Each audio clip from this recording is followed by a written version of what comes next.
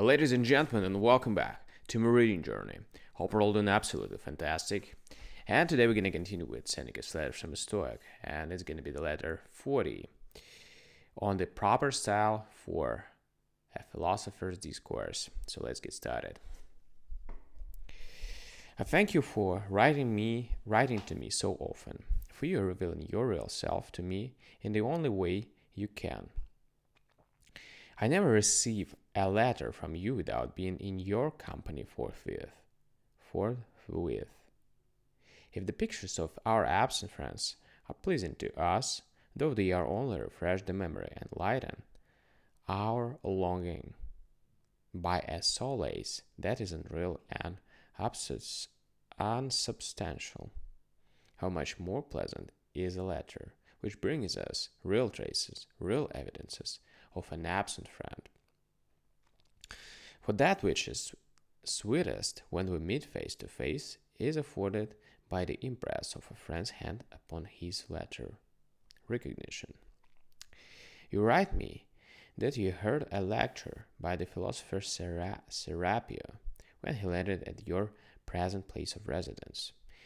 He is wont, you say, to retch up his words with a mighty rush, and he does not let them flow forth one by one, but makes them crowd and dash upon each other. For the words come in such quantity that a single voice is inadequate to utter them. Another proof of this in a philosopher. His speech, like his life, should be composed, and nothing that rushes headlong, and his heart is well ordered.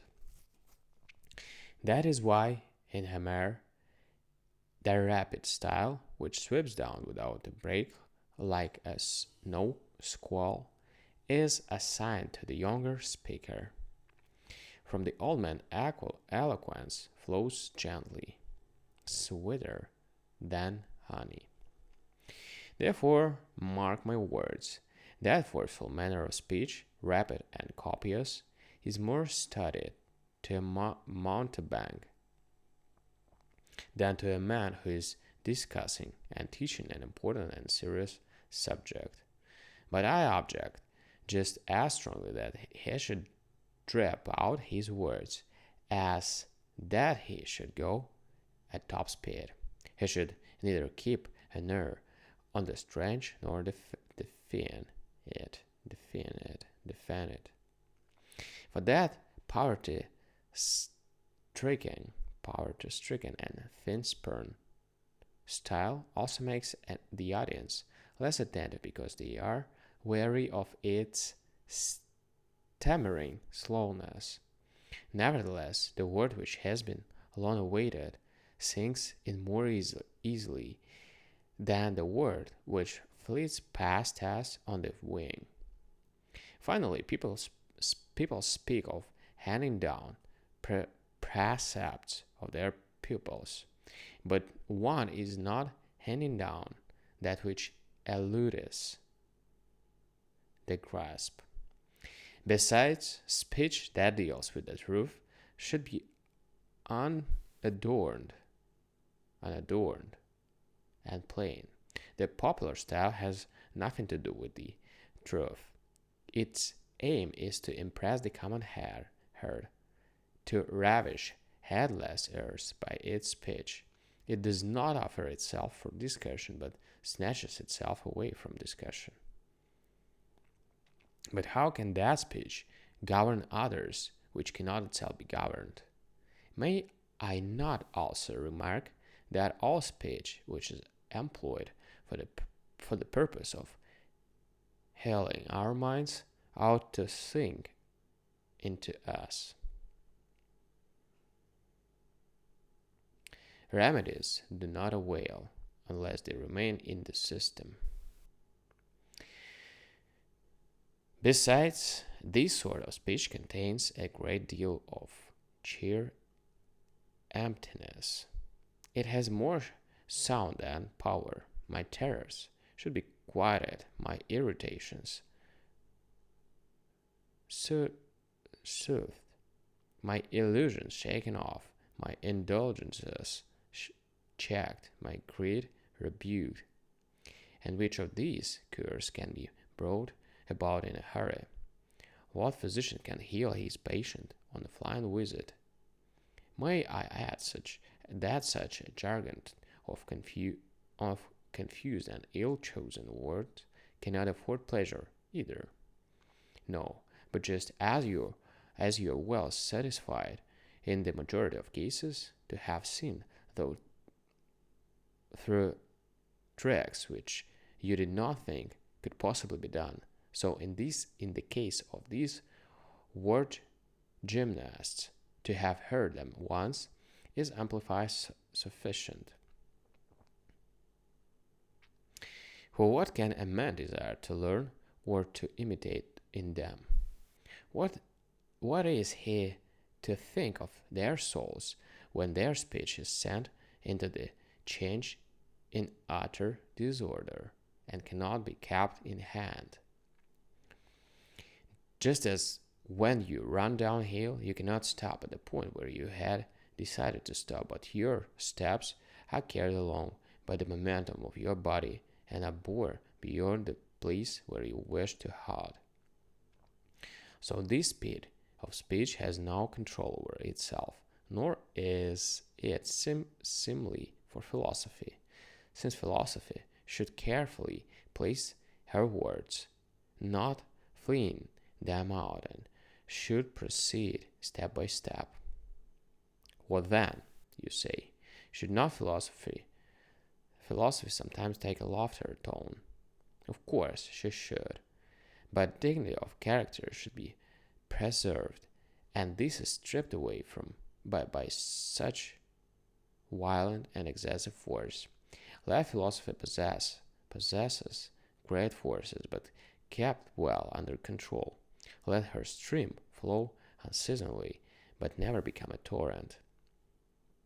And I should hardly allow even to an orator or a rapidity of speech like this, which cannot be called back, which goes lawlessly ahead. For how could it be followed by jurors who are often inexperienced and untrained? Even when the orator is carried away by his desire to show off his powers, or by uncontrollable emotion, even then he should not quicken his pace and heap up words to an extent greater than the air can endure.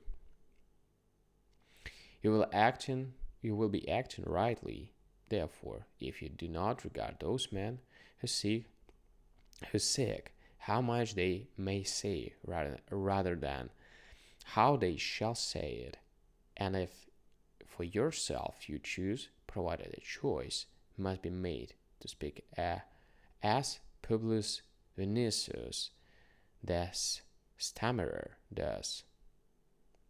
When Azelius was asked how Vinicius spoke, he replied, gradually. It was a remark of Gaminus Varus, by the way. I don't see how you can call that man eloquent. Why? He can't get out 3 words together. Why, then, should you not choose to speak as Vinicius does?